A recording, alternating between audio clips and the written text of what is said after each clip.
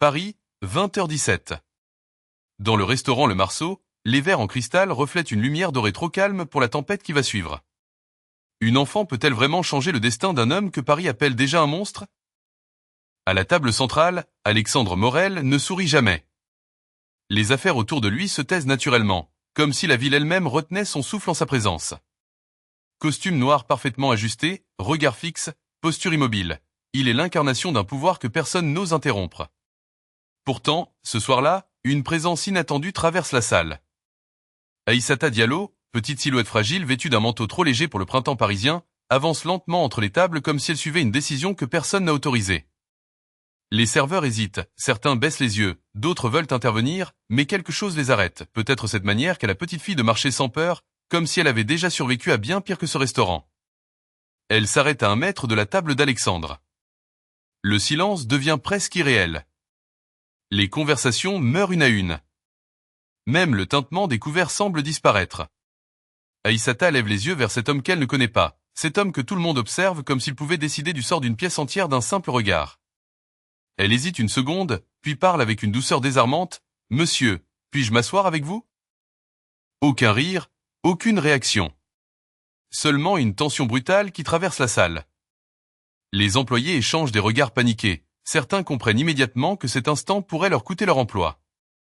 Alexandre Morel, lui, ne bouge pas. Il fixe l'enfant comme on observe une énigme qui ne devrait pas exister dans son monde. Pourtant, au lieu de la repousser, il l'étudie. Quelque chose dans sa voix, dans la précision de son regard, dérange une logique ancienne en lui. Un serveur tente d'intervenir, mais Alexandre lève légèrement la main. Un geste simple, mais suffisant pour figer toute action. Il dit alors, d'une voix basse et contrôlée, « Laissez-la ». Personne ne comprend. Dans cet univers, les règles sont absolues. On n'approche pas Alexandre Morel.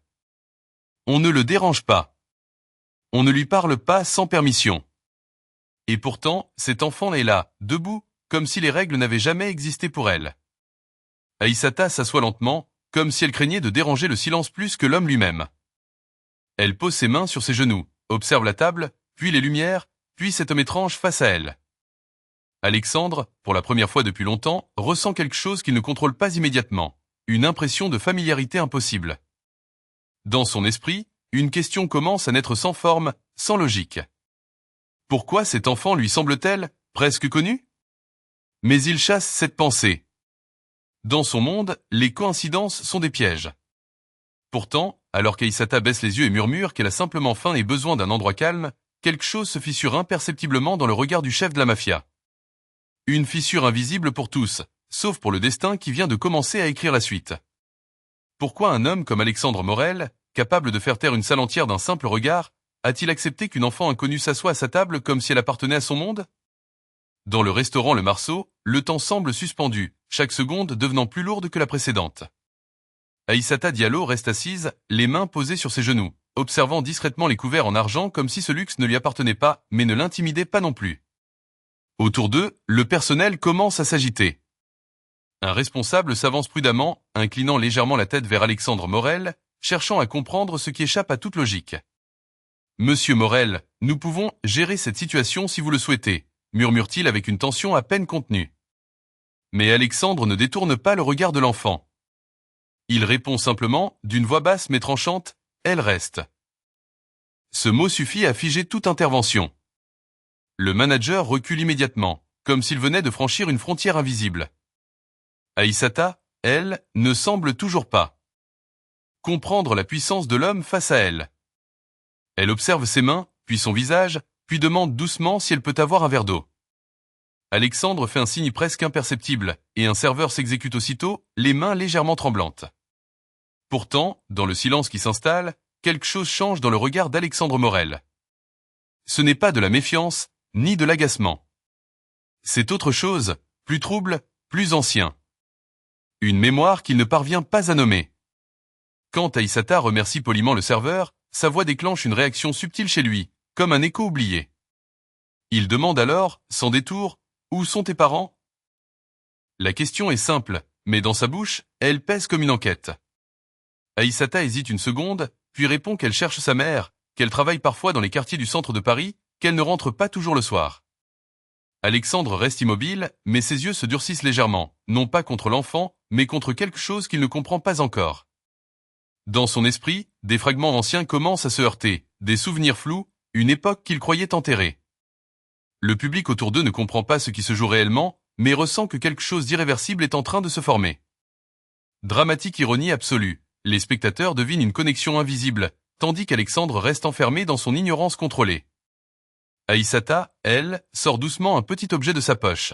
Un vieux bracelet tressé, usé par le temps. Alexandre le remarque immédiatement, sans savoir pourquoi son regard s'y accroche. Un silence plus profond que tous les précédents s'installe. Et pour la première fois depuis des années, Alexandre Morel ressent une fissure intérieure qu'il ne sait pas encore nommer, mais qui commence déjà à ébranler tout ce qu'il croyait immuable. Une simple question peut-elle fissurer l'âme d'un homme que Paris considère comme intouchable ? Dans le silence du restaurant Le Marceau, Alexandre Morel n'a pas bougé depuis plusieurs secondes, mais à l'intérieur, quelque chose commence à s'effriter lentement, comme une structure invisible que personne n'avait jamais osé toucher. Aïssata Diallo, sans comprendre le poids de son propre geste, garde son petit bracelet tressé entre ses doigts. Elle le regarde parfois, puis regarde Alexandre, comme si elle cherchait inconsciemment une réponse qu'elle n'ose pas formuler. Le chef de la mafia, lui, ne voit plus vraiment le restaurant. Son regard est fixé sur ce morceau de tissu usé, simple, presque insignifiant pour le monde, mais étrangement perturbant pour lui. Autour d'eux, la tension monte d'un cran. Le personnel chuchote à distance, incapable d'intervenir, tandis que les clients sentent instinctivement que quelque chose d'anormal est en train de se produire à la table centrale. Alexandre demande alors, d'une voix plus basse que d'habitude, d'où vient ce bracelet ? Aïssata hésite, puis explique qu'il appartenait à sa mère, qu'elle le lui a donné avant de partir travailler un matin, il y a longtemps. Elle ajoute qu'elle ne sait pas exactement quand elle reviendra, mais qu'elle a dit de toujours garder ce bracelet avec elle. À cet instant précis, Alexandre ressent un choc interne qu'il ne montre pas. Une information enfouie, oubliée, refoulée, tente de remonter à la surface. Dramatique ironie, le spectateur commence à comprendre que ce détail n'est pas anodin, tandis qu'Alexandre lutte encore contre une logique qui refuse de s'effondrer. Il ordonne discrètement à l'un de ses hommes de vérifier quelque chose. L'homme s'éloigne sans poser de questions. Aïssata, elle, continue de manger lentement, sans conscience du tremblement invisible qu'elle a déclenché dans l'univers de cet homme.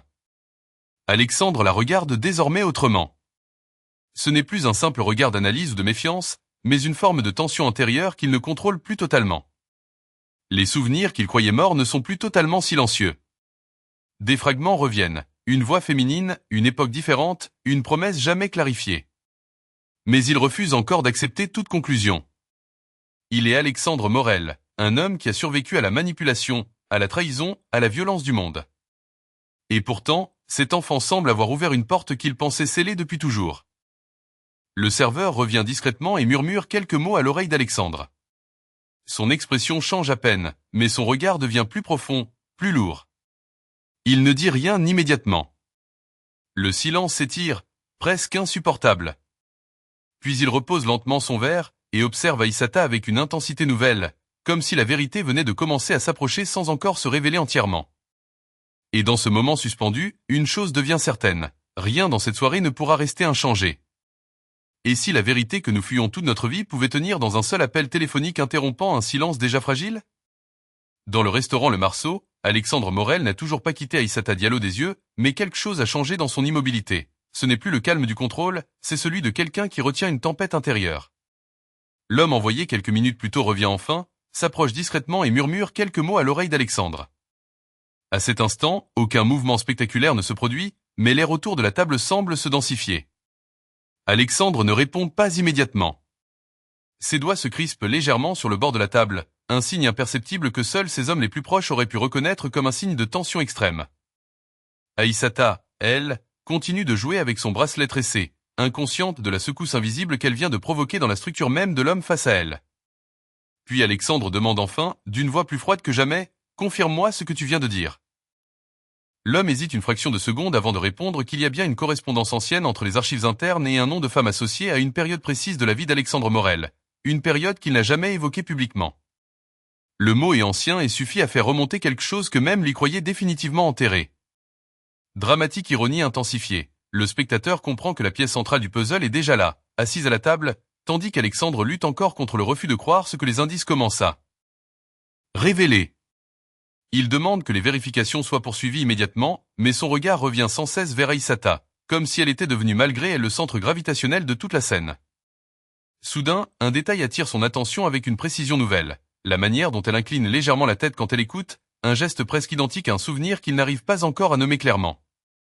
Il détourne brièvement le regard, comme pour résister à une idée trop dangereuse à accepter. Aissata, sentant vaguement la tension, demande timidement si elle a fait quelque chose de mal. Cette question simple provoque chez Alexandre une réaction interne plus forte que toutes les confrontations qu'il a connues dans sa vie. Il répond brièvement que non, mais sa voix n'a plus la même stabilité. Autour d'eux, le restaurant semble désormais secondaire, presque irréel, comme si le monde extérieur s'était éloigné pour laisser place à une scène plus intime et plus lourde de sens.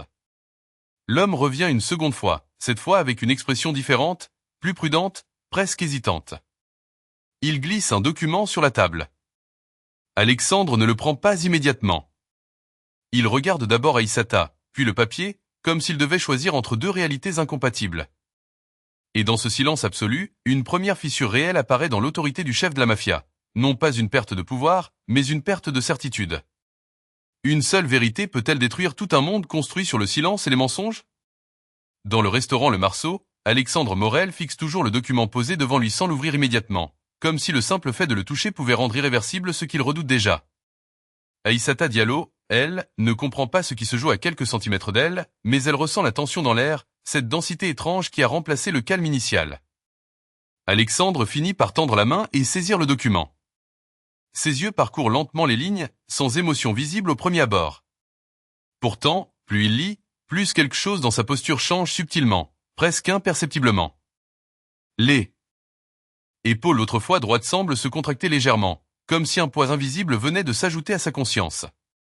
Le silence autour de la table devient absolu, aucun bruit du restaurant ne parvient plus à exister dans cet espace suspendu. Puis Alexandre repose le document. Un geste simple, mais chargé d'une tension nouvelle. Il regarde Aissata, et pour la première fois depuis son arrivée, son regard n'est plus celui d'un homme habitué à contrôler les situations, mais celui de quelqu'un confronté à une faille qu'il ne peut plus ignorer. Il demande d'une voix plus basse, « Qui t'a donné ce bracelet exactement ?» Aissata hésite, puis répète que sa mère le lui a donné, qu'elle a toujours dit de ne jamais le perdre. À cet instant précis, Alexandre ferme brièvement les yeux. Dramatique ironie à son apogée, le spectateur comprend déjà ce que lui refuse encore d'accepter. Les fragments deviennent cohérents, les indices commencent à former une image qu'il ne veut pas regarder en face. Un souvenir ancien surgit, flou mais insistant. Une femme, une promesse, un départ précipité, et un silence laissé derrière lui pendant des années. Il rouvre les yeux lentement, mais son regard a changé. Il ordonne alors à son homme de retrouver immédiatement toutes les informations sur la mère de l'enfant, sans délai ni intermédiaire. Sa voix ne tremble pas, mais elle a perdu une partie de sa froideur habituelle. Aissata, sentant que quelque chose d'incompréhensible se produit, demande doucement s'il est triste. Cette question simple, dite sans stratégie ni calcul, atteint Alexandre plus profondément que n'importe quelle confrontation dans son univers. Il ne répond pas immédiatement. Autour d'eux, le restaurant semble désormais appartenir à un autre monde, comme si la réalité elle-même s'était mise en retrait pour laisser place à une vérité en train d'émerger. L'homme revient une troisième fois, cette fois avec une expression grave. Il ne dit rien au début, puis dépose une enveloppe supplémentaire sur la table. Alexandre ne la prend pas tout de suite. Il regarde d'abord Aissata, puis l'enveloppe, comme s'il devait choisir entre rester dans l'illusion ou franchir un point de non-retour. Et dans ce moment figé, une chose devient évidente. Ce n'est plus une simple rencontre fortuite, mais le début d'un effondrement intime que même le pouvoir d'Alexandre Morel ne pourra empêcher. Peut-on encore nier la vérité lorsque chaque preuve commence à respirer devant nous comme une présence vivante impossible à ignorer? Dans le silence lourd du restaurant Le Marceau, Alexandre Morel n'est plus simplement un homme observant une situation étrange, il est désormais quelqu'un qui lutte contre une réalité qui refuse de rester enfouie. L'enveloppe posée devant lui semble peser plus lourd que n'importe quelle arme qu'il a pu voir dans sa vie. Il la fixe longuement, sans la toucher, comme si elle contenait non seulement des documents, mais une version de lui-même qu'il n'a jamais voulu rencontrer. Aissata Diallo, de son côté, commence à ressentir un malaise diffus, une tension qu'elle ne comprend pas mais qui semble tourner autour de cet homme immobile face à elle. Alexandre finit par ouvrir l'enveloppe. Le geste est lent, presque cérémonial, comme si chaque seconde ajoutait une couche supplémentaire de destin à ce moment déjà irréversible. À l'intérieur, plusieurs pages, des noms, des dates, des fragments de vie reconstitués à partir de traces administratives anciennes. Il lit. Une fois. Puis une seconde fois, plus lentement. Et plus il avance, plus quelque chose dans son visage perd sa rigidité habituelle. Ce n'est pas une explosion émotionnelle visible, mais une déconstruction progressive, comme si une forteresse intérieure commençait à se fissurer de l'intérieur sans bruit. Dramatique ironie maximale. Le spectateur comprend que chaque ligne confirme ce qu'Alexandre refusait encore d'admettre, tandis que lui tente désespérément de maintenir une distance mentale avec ce qu'il découvre. Aïssata observe ses réactions sans comprendre, mais remarque que son regard n'est plus le même. Il n'est plus celui d'un homme qui domine, mais celui d'un homme qui doute. Alexandre referme doucement le dossier, puis reste silencieux plusieurs secondes. Ce silence n'est plus un outil de contrôle, mais une hésitation profonde. Il demande enfin, d'une voix presque plus. Humaine que froide. Où est ta mère maintenant? Aïssata baisse les yeux et répond qu'elle travaille souvent loin, qu'elle revient parfois tard, mais qu'elle lui a toujours dit de ne pas s'inquiéter. Cette réponse simple provoque chez Alexandre une réaction invisible mais intense. Il comprend quelque chose qu'il n'avait pas anticipé. La vérité n'est pas seulement dans les documents, mais dans la continuité d'une vie qu'il n'a jamais vue. Il ordonne à son homme de retrouver immédiatement cette femme, sans délai, sans intermédiaire, avec une précision absolue. Sa voix est stable, mais différente, comme si une partie de son autorité avait été remplacée par une urgence personnelle qu'il ne contrôle pas encore. Autour d'eux, le restaurant semble désormais figé dans une attente silencieuse. Les clients sentent instinctivement que quelque chose de majeur est en train de se produire sans en connaître la nature. Alexandre, lui, regarde de nouveau Aïssata. Et pour la première fois, il ne voit plus seulement une enfant inconnue assise à sa table, mais un fragment d'une histoire qu'il croyait effacée depuis longtemps, une histoire qui commence enfin à le rattraper. Peut-on vraiment continuer à vivre normalement lorsque la vérité commence à respirer juste derrière nous, prête à tout bouleverser en une seule seconde? Dans le restaurant Le Marceau, Alexandre Morel n'est plus dans une simple observation froide. Il est désormais dans une confrontation silencieuse avec quelque chose qui dépasse son contrôle habituel. Son regard reste fixé sur Aïssata Diallo, mais son esprit n'est plus dans la salle. Quelques instants plus tôt, ces hommes ont reçu un ordre clair. Retrouver la mère de l'enfant, immédiatement, sans délai, sans erreur possible. Et pourtant, malgré la précision de ces instructions, Alexandre ressent une tension nouvelle, différente de toutes celles qu'il a connues dans son univers. Aïssata, elle, ne comprend toujours pas pourquoi l'atmosphère a changé, mais elle sent que cet homme en face d'elle n'est plus tout à fait le même que celui qui l'a laissé s'asseoir. Il y a dans son silence quelque chose de plus profond, presque troublé. Soudain, un de ces hommes revient rapidement, s'approche sans un mot inutile et dépose un nouveau dossier sur la table. Alexandre ne le touche pas immédiatement. Il fixe d'abord Aïssata, comme s'il hésitait entre deux réalités. Puis il ouvre le dossier. Cette fois, il ne lit pas seulement des informations administratives ou des fragments de passé. Il découvre des incohérences, des zones volontairement effacées, des traces de vie interrompues à certains moments clés. Chaque page semble confirmer qu'une partie de cette histoire a été cachée avec intention. Dramatique ironie portée à son sommet. Le spectateur comprend que ces trous et dans les données ne sont pas des erreurs, mais des choix délibérés, tandis qu'Alexandre commence seulement à entrevoir l'ampleur de ce qu'il ne savait pas. Son visage reste contrôlé, mais ses doigts serrent légèrement le bord du dossier, un signe imperceptible que seuls ses plus proches pourraient interpréter comme une faille. Il referme lentement le dossier sans lever les yeux immédiatement. Le silence devient presque irréel autour de la table, comme si le monde entier attendait la prochaine décision. Il demande enfin, d'une voix plus basse, presque différente de la sienne. « Ta mère t'a déjà parlé de moi ?» Aïssata secoue doucement la tête, répondant que non, qu'elle parle rarement de son travail, qu'elle dit seulement qu'elle doit rentrer tard. Cette réponse simple crée une tension encore plus forte chez Alexandre, car elle ne confirme rien, mais elle n'exclut rien non plus. Il réalise que la vérité qu'il cherche n'est pas seulement dans les documents, mais dans ce silence familial qu'il ne comprend pas encore. Il ordonne à ses hommes de creuser plus loin, de remonter plus profondément dans le passé, quitte à dépasser les limites habituelles de ses propres réseaux. Sa voix est stable, mais elle porte désormais une urgence intérieure qu'il ne contrôle pas totalement. Autour d'eux, le restaurant continue de fonctionner, mais tout semble ralenti, comme si l'espace avait perdu sa normalité. Aïssata, elle, regarde enfin Alexandre avec un peu plus d'attention, comme si elle commençait à percevoir que cet homme n'est pas seulement étrange, mais profondément bouleversée par quelque chose qu'elle ne peut pas encore comprendre. Et dans ce silence suspendu, une certitude commence à émerger. La prochaine révélation ne sera plus seulement une information, mais un point de rupture irréversible. Une seule question peut-elle suffire à faire s'écrouler toute une existence construite sur des années de silence et de non-dit? Dans le restaurant Le Marceau, l'air semble désormais presque irréel, comme si le temps lui-même avait cessé de suivre son cours normal.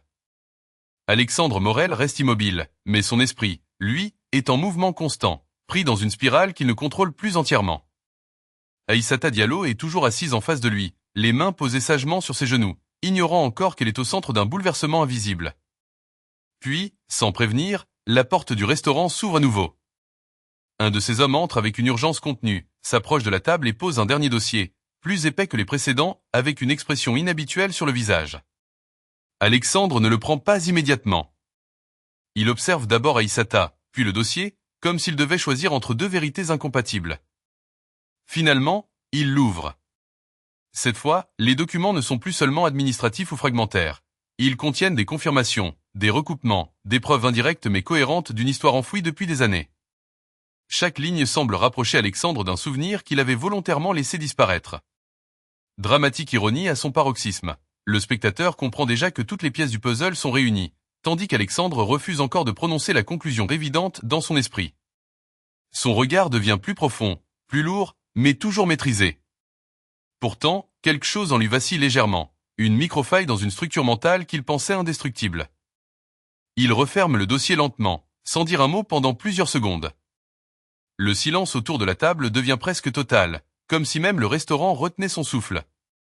Puis il pose enfin la question, d'une voix plus basse, différente, presque humaine, comment? S'appelle vraiment ta mère?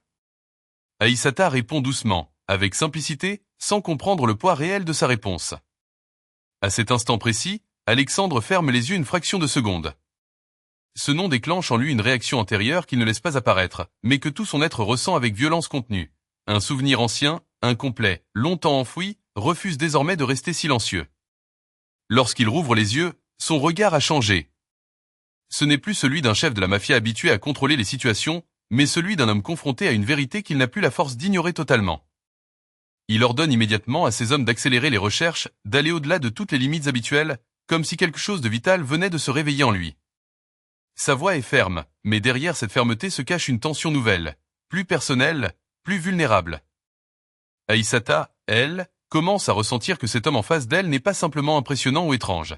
Il est lié à quelque chose qu'elle ne comprend pas encore, mais qui semble la dépasser. Et dans ce moment suspendu, une certitude silencieuse s'impose. La vérité ne pourra plus rester cachée très longtemps, et lorsqu'elle émergera complètement, rien ne sera plus comme avant. Une seule phrase peut-elle suffire à effondrer toutes les certitudes d'un homme que Paris considère comme incapable de faillir? Dans le restaurant Le Marceau, le temps semble désormais totalement suspendu, comme si le monde extérieur avait disparu derrière une vitre invisible. Alexandre Morel reste immobile face à Aïssata Diallo, mais son esprit est ailleurs, fracturé entre ce qu'il a toujours cru être vrai et ce que les preuves viennent d'imposer sans violence mais avec une précision implacable. La porte s'ouvre une dernière fois. Un silence immédiat accompagne l'entrée de son homme de confiance, dont le visage trahit cette fois quelque chose de différent, non pas de l'urgence, mais une gravité presque humaine.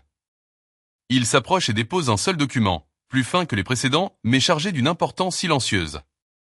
Alexandre ne le touche pas tout de suite. Il regarde Aïssata, puis le dossier, comme s'il savait déjà que ce moment n'aura aucun retour possible. Finalement, il ouvre. Les premières lignes suffisent. Le nom qu'il y n'est pas seulement un nom, c'est une mémoire qu'il avait enfouie, une histoire qu'il avait refusé de relier à son présent. Chaque mot confirme ce que son esprit avait tenté de repousser depuis le début de la soirée. Dramatique ironie à son apogée. Le spectateur sait depuis plusieurs scènes que la vérité familiale est sous ses yeux, tandis qu'Alexandre, lui, doit encore accepter de la laisser exister pleinement dans sa conscience. Son regard se durcit puis se fragilise en même temps, comme si deux versions de lui-même entraient en collision silencieuse. Il referme le document lentement. Puis il reste immobile. Longtemps. Le restaurant entier semble disparaître. Même les bruits deviennent irréels.